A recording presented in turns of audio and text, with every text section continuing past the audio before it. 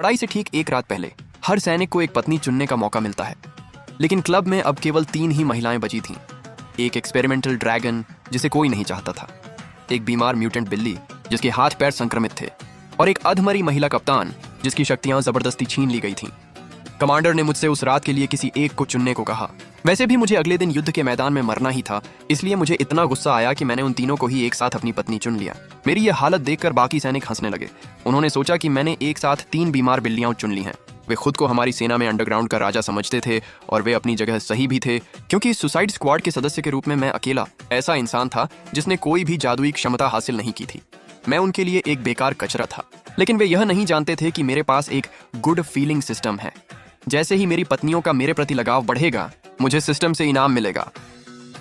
System ने तुरंत detect कर लिया कि उन तीनों के पास एस लेवल की योग्यता थी।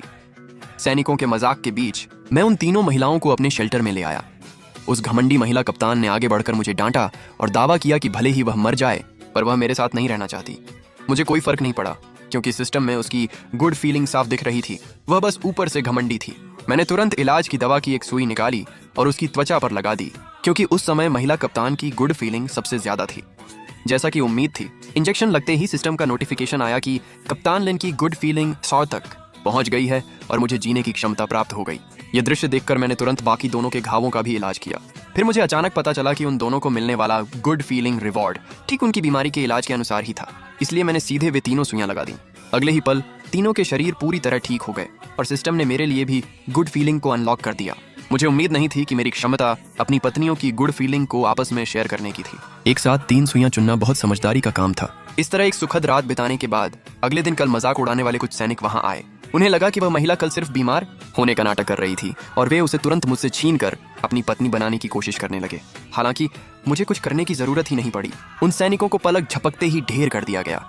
तभी मैंने ध्यान दिया कि श्याओ वू की गुड फीलिंग से शारीरिक ताकत बहुत बढ़ गई थी।